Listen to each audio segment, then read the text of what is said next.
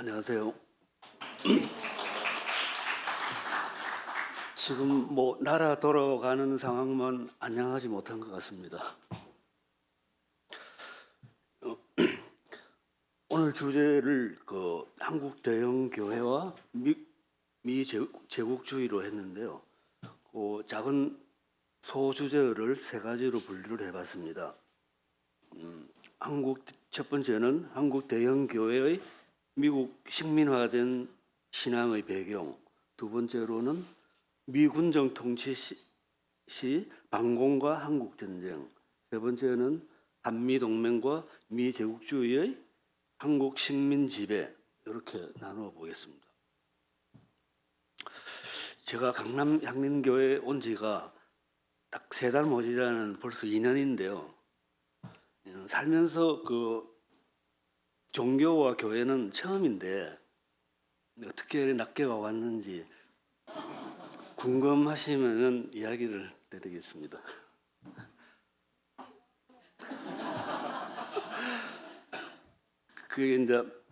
그때는 주일이 아니었습니다. 지금 생각하면은 평일 저녁 시간이니까 성삭당 할 시간인 것 같아요. 그래서 그 친구가 송파 쪽에 볼 일이 있는데 자기하고 저녁을 먹고 가세요. 그럼 좋다고 해가 왔는데 교회 부근에서 이런 저녁을 먹었습니다. 먹고 나니 요 옆에 교회인데 자기가 좀 가지러 갈 게 있다고 그래요.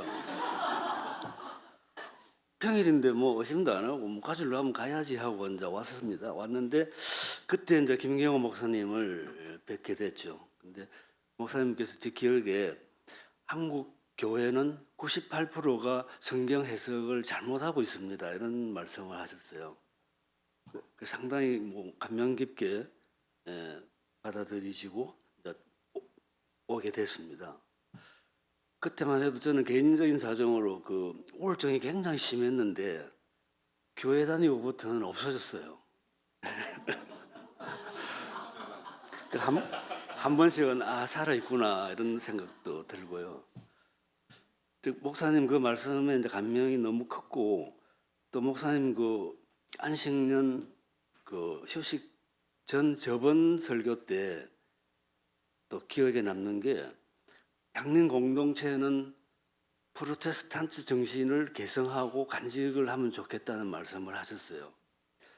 아마 이렇게 말씀하시는 목사님도 98% 교회는 없다고 저는 생각합니다. 프로테스탄트 정신을. 본론으로 들어가겠습니다. 첫 번째 장에 한국 개신교가 미국을 숭배하는 사실은 한국과 미국과의 관계는 좀 복잡한 주제입니다. 이 진보든 보수든 섣불리 정치권에서도 말을 하지 않고 반미에 대한 이야기를 하면은 반국가 세력이라 그럽니다. 해방 이후 미군정은 한반도를 분단을 합니다. 분단해서 점령하면서 그때부터 미국 문명과 기독교 신앙이 남한 땅을 지배하게 됩니다. 보통 기독교라고 그러면은 어떤 분들은 개신교는 기독교고 가톨릭은 천주교 이번 법으로만 알고 계세요. 그래서 조금 바로 잡자면은 기독교는 한자 가차식 표기죠. 그게 예수 그리스도 신앙을 한자어로 기독교라고 그러는데 거기에는 가톨릭, 천주교, 개신교, 프로테스탄트 이렇게 포함이 됩니다. 신천지 교인들도 물어보면 기독교라 그럽니다. 성경을 들고 다니니까.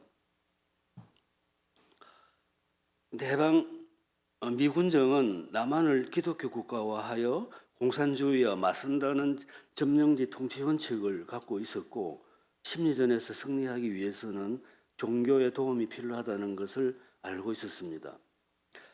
한국만 독특하게 보수 권력화된 개신교의 뿌리와 그 배경은 해방 이후 미군정과 이승만 정부 한국 전쟁 때문이라고 생각이 듭니다. 미군정 때는 기독교만을 공인을 했고 미 군정의 최고위직에 임명된 한국인 50명 중에 35명이 친일, 친미, 개신교 신자였습니다.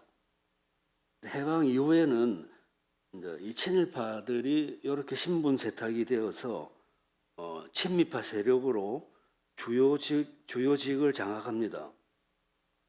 이렇게 되다 보니 한국 역사에서는 개신교는 대중보다는 권력에 밀착되어 존속 발전합니다. 이제 해방 직후에 이제 미 군정은 적산이라고 이제 일제 시대에 이제 일본 사람이 갖고 있던 부동산과 재산을 적산이라고 하는데요. 이걸 처분할 때 이제 일본 신사 사원, 천리교 자리 이런 대형 그 종교 터전을 지금의 이제 대형 교회인 영락교회, 경동교회, 성남교회 등과 일부 이제 신학대학들 이런 데 특혜 배분으로 불화를 줍니다. 이제 그 이후로 이제 지금껏 그 자리를 잡고 이 세를 누리고 있습니다. 특혜를 받는 거죠. 지금 현재 우리 대기업들도 당시에 일본 기업 밑에 이제 관리자로서 부역하던 사람들이 일본 사람들이 이제 철거할 때 다 특혜로 그냥 불화 받듯이 해가지고 지금의 다 대기업입니다. 이제 그 대가로 이제 친미 본성이 이제 지니게 되며 태극기 부대 때 부대가 이제 집회를 하면은 태극기와 성조기를 같이 들게 됩니다. 그 계기가 이제 여기서부터 시작이 되는 걸로 보입니다. 대형 교회주의가 이때부터 만들어졌고 이렇게 이제 한국 교회의 대형화는 전 세계적으로 유례를 찾기 힘들고 독보적이고 돈과 권력, 정치력으로 결탁되어 있습니다. 대형 교회와 이제 이런 한기총 등 그 태극기 부대로 상징되는 거구 개신교 진영은 친미와 정치색을 띌 뿐 예수의 가르침과는 정반대입니다. 교회가 예수를 추방한 거나 다름이 없죠. 식민화된 신앙단체로 볼 수 있습니다. 그리고 6.25 한국전쟁 후에 전쟁고아 문제가 국민적 관심사가 되니 전쟁고아 이방 조건의 마지막 연결고리가 개신교 단체였습니다. 그 미국을 숭배하는 기도문을 제가 구입을 수료해봤는데요. 대형교회입니다. 2006년 9월 2일 이한석 목사입니다. 구원의 손길을 펴신 하나님 아버지, 미국을 동원하여 한반도가 적화되는 절체절명의 위기를 넘기게 하신 것을 감사드립니다. 한미동맹이 유지될 수 있도록 역사하심을 감사드립니다. 이런 내용으로 하고 있고 2017년 11월 7일 트럼프 대통령 방한 시점에 광화문에서 한계총 외 300여 개 단체입니다. 여기서 정광훈이라는 사람이 또 기도를 이렇게 합니다.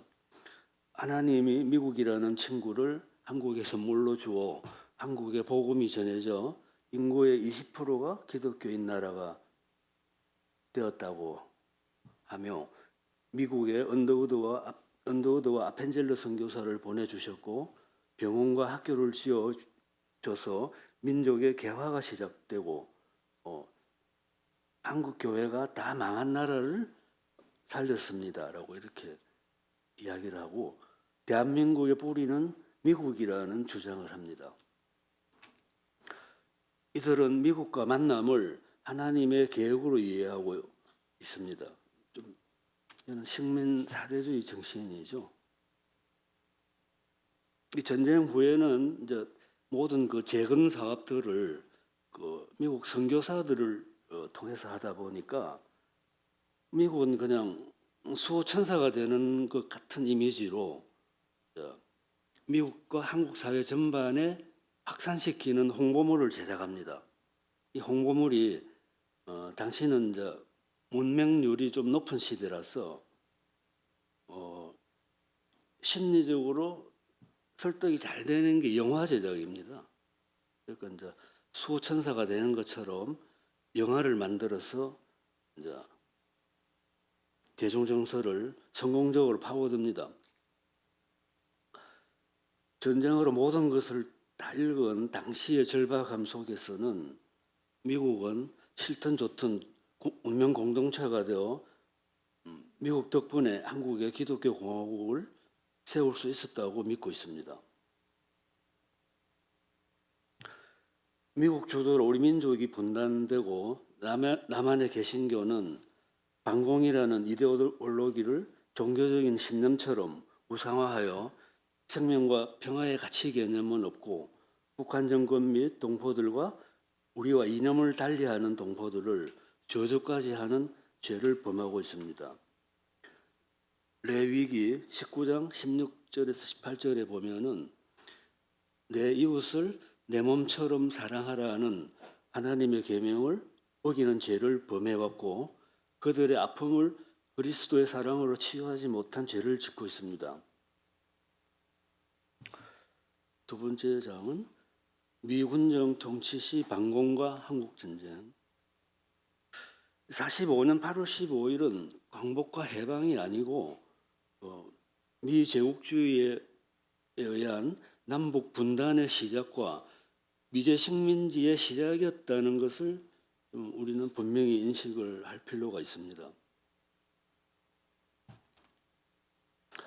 한반도를 하와이, 괌, 사이판처럼 식칼령을 만들기 위해 미국은 오래전부터 호시탐탐 한반도를 무력 침공을 시도한 역사적인 기록이 있습니다.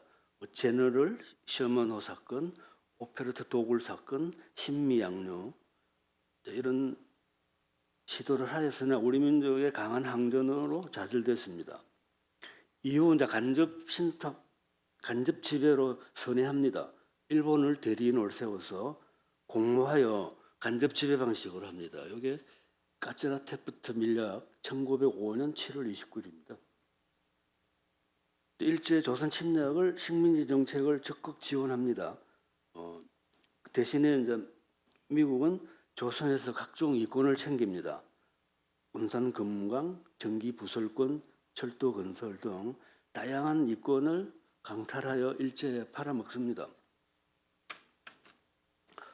태평양 전쟁 2차 대전 이후에는 간접 지배 방식이 아닌 한반도를 직접 지배하는 전략을 바꿉니다. 직접 지배 계획은 카이로 회담, 테헤란 회담, 얄타 회담을 통해 공식화됩니다. 1945년 7월 미국은 소련에 북위 38도선 경계로 분할할 것을 먼저 제안을 합니다. 소련이 수락하여 분단이 됩니다.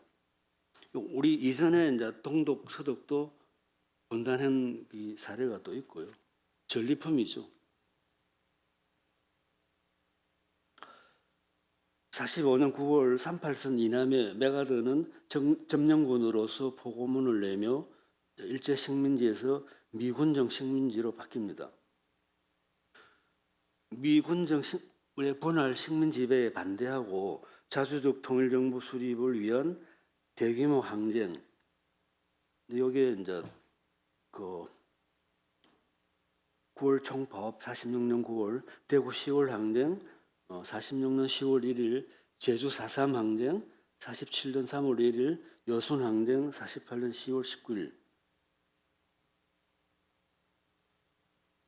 주요 인사들도 암살합니다. 김구, 여운형, 송진우, 장덕수 등.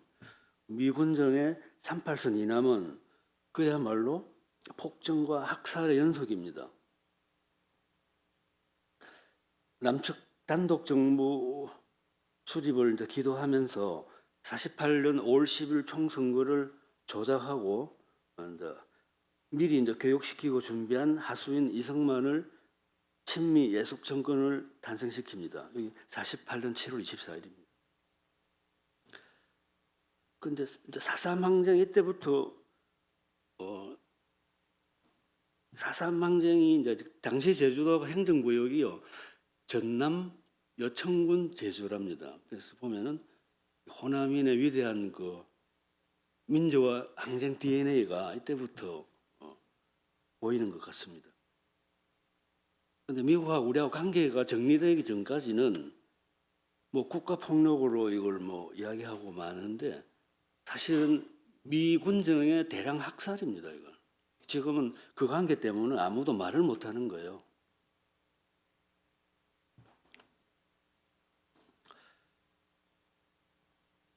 이제 민중학살 이후 한 단계에서 높은 지배 전략을 구사합니다. 첫 번째는 국가보안법 제정, 이 48년 12월 1일이고요.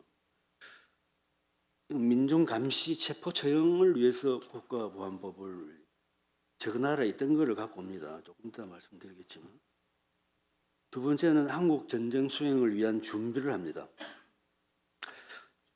1950년 1월 12일 당시 냉전기획과 전문가로 미 국무장관 에치슨은 한국 전쟁을 요인하고 그 냉전 구도를 만들기 위해서 한반도와 극동 방위선에서 빠진 에치슨 라인을 발표하며 기만술책으로 전쟁을 요인합니다. 또 CIA에서는 전쟁을 대규모 공공사업이라고 부릅니다. 미국은 전쟁을 안 하면은 그 경제 구조가 그때부터 바로 될 수 없는 구조의 나라입니다. 1949년과 1950년 사이 38도선 사이로 2,000여 건의 남한에서 북한을 공격하는 무력 충돌을 발생시킵니다. 결국 전쟁을 유발시킵니다. 미국은 건국 이래로 전쟁을 하지 않은 애가 거의 없을 정도로 전쟁광이고 전쟁으로 세력과 부를 쌓는 깡패 국가입니다.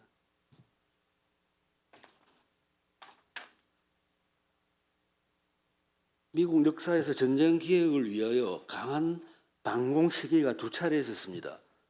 첫 번째는 1917년에서 20년, 두 번째는 1947년에서 57년.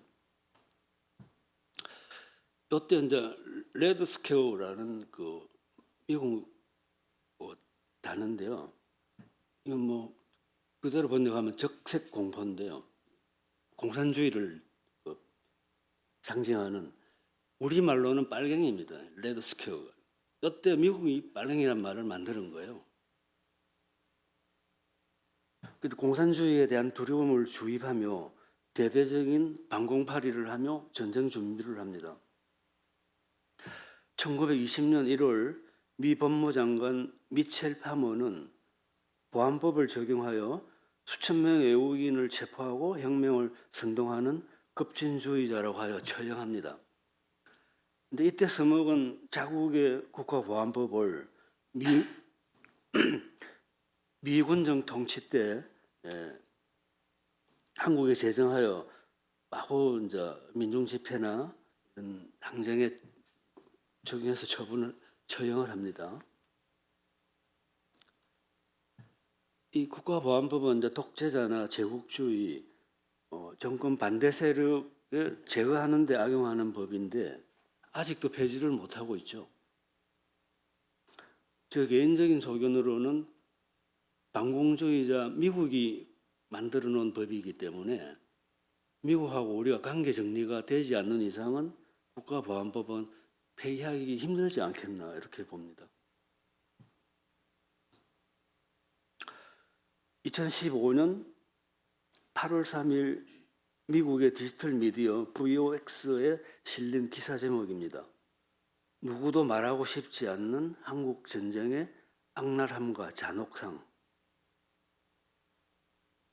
미국은 2차 대전 때 당시 태평양 전체에 퍼부은 폭탄 양보다 더 많은 양을 한반도에 갖다 버렸습니다. 그런 기록이 나와 있습니다. 32,000톤의 네이팜탄을 포함하여 각종 폭탄 총 60만 톤을 한반도 전역에 군사 민간 지역 구별 없이 무차별 공격 대상으로 뽑았습니다. 미군은 2차 대전 때 항복 의사를 미리 밝혔는데도 그 일본 민간 도시에 원자폭탄을 투하한 전력이 있죠. 만들어난 핵폭탄을 실험을 해봐야 되는 그런 상황인 것 같습니다. 한국전 때는 세균전을 실험한 걸로 기록이 되어 있습니다.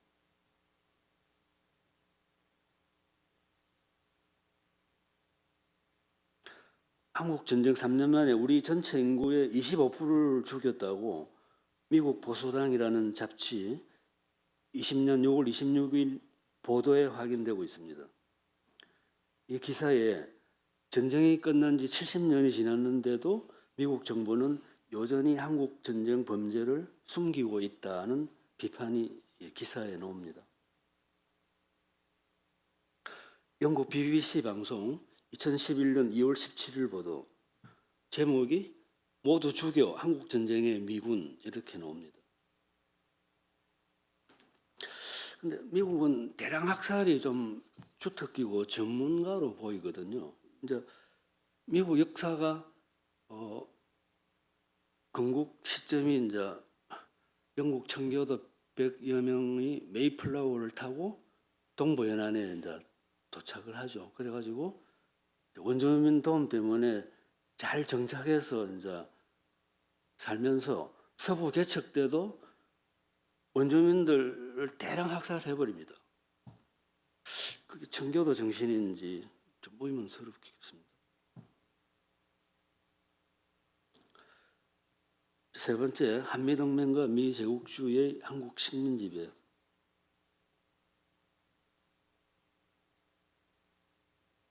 한국전쟁 정전과 한미 상호 방위 조약, 여기 53년 10월 1일입니다. 한미 상호 방위 조약으로 이제 군사 주권을 뺏기는 거죠. 그 이후에 이제 한미 동맹은 이것도 이제 남북한 주권 유린 찬탈입니다. 동맹을 가장한 식민 지배입니다. 미 제국주의와 종속주의자들이 주입하는 그 반공은 반공이 아니라 반미 반제국주의가 되어야 됩니다. 이런 반공팔이를 하는 미 제국과 종속하는 위정자들은 국가보안법과 색깔론, 빨갱이로 원천 제재합니다. 지금도 보수 친일 친미 위정자들은 지금까지도 민주주의 국가 건설에 희생한 시민들을 빨갱이 또는 종북 세력이라 칭합니다. 동맹으로 인해 한반도에서 전쟁 공포는 계속되고 있고 적이 없으면 지속할 수 없는 게 동맹의 본질인데 동맹으로 인해 없는 적이 만들어져 왔고 앞으로도 계속 새로운 적이 등장하게 됩니다. 동맹의 적은 나의 적이라야 되기 때문이죠.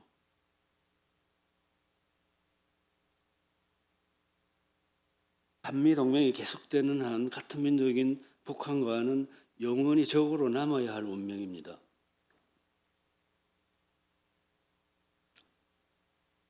지금도 한미연합훈련은 방어훈련이 아니죠. 그러니까 전쟁을 연습하는 훈련이에요.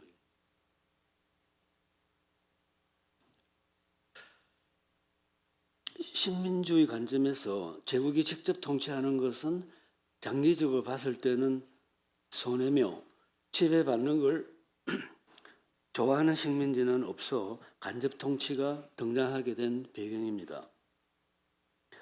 제국은 외교와 군사만 장악하면 됩니다. 정치는 제국의 아바타에 해당하는 토착 엘리트에 맡기는 게 좋습니다. 그렇다 보니 토착 엘리트를 길러 제국을 돕는 게 애국하는 길이라고 믿게 하면 되니 미 군정 때 국립서울대학을 설립합니다. 저 자국에도 국립대는 없습니다. 그 이전에 이제 필리핀 식민 통치 때도 이제 필리핀에 국립대를 만든 전력도 또 있고요. 이때 서울대 초대 총장이 필리핀 미군 기지에서 군 목사로 근무하던 현역 군인 헤렌스테드 대위입니다. 교육은 국가 100년 대계인데 해당 교육을 미 군사정부가 주물럭거리고 개입을 합니다.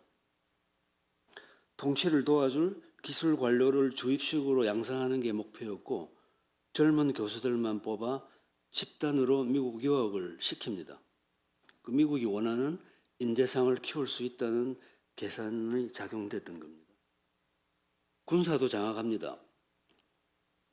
육군사관학교도 설립하고 이제 여기서 미국식 군사교육을 시킵니다. 이 육사에서도 미국 군사교육 수료자만 장성 진급이 되고 있습니다. 이 진급할 때, 진급 심사 때 주한미군사령부에서 사전 심사를 한다고 합니다. 대중의 머리와 마음을 얻는 작업인 심리전의 세계 최고 전문가입니다. 미국이. 심리전은 전쟁의 연장선이고 한번 시작한 이상 패배하면 안 됩니다. 언론 매체를 통한 세뇌, 심리전은 전 세계적 규모로 전개하며 미국 국방 예산의 20%를 심리전에 사용을 한다고 합니다.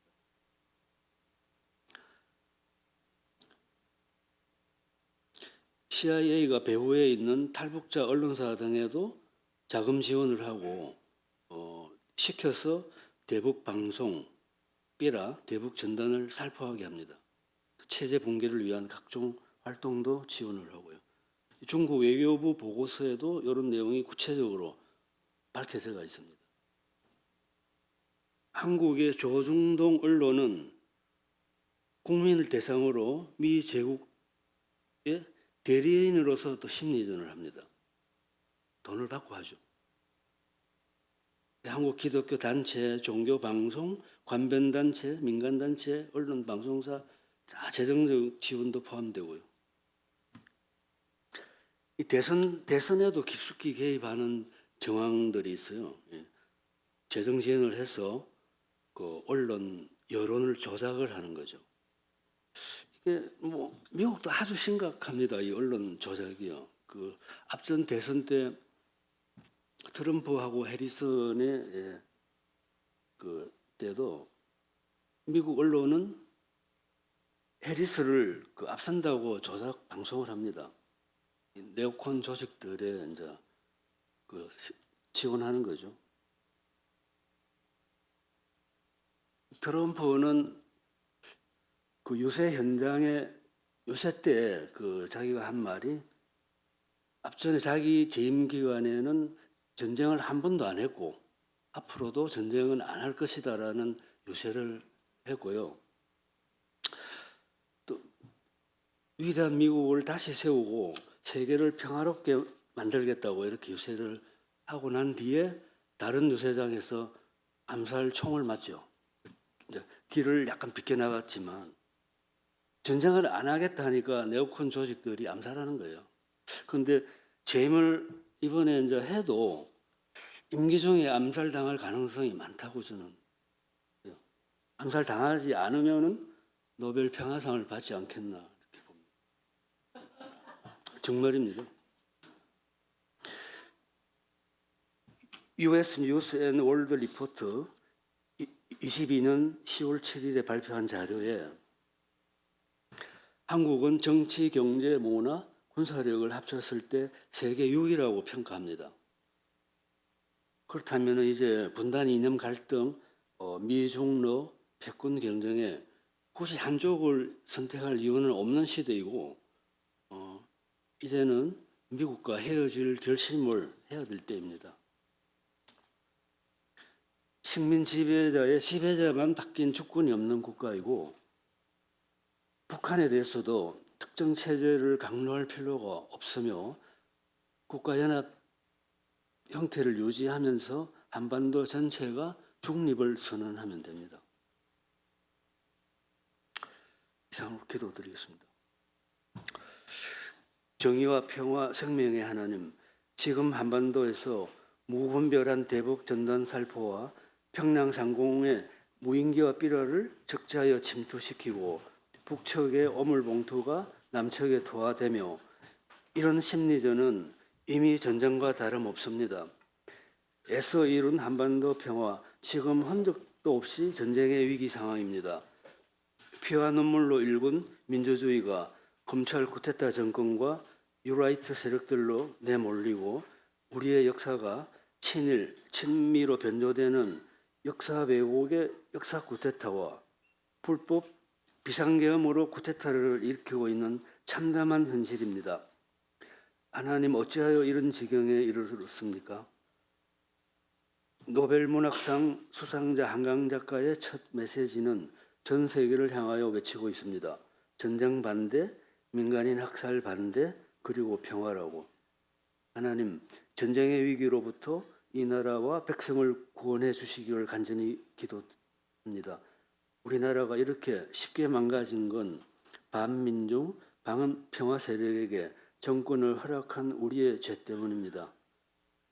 내란 죄를 저지른 윤석열 정권의 국가적 재앙이 속히 물러가게 하여 주시옵고 하나님의 공의가 지배하는 나라로 거듭나게 하여 주시옵소서.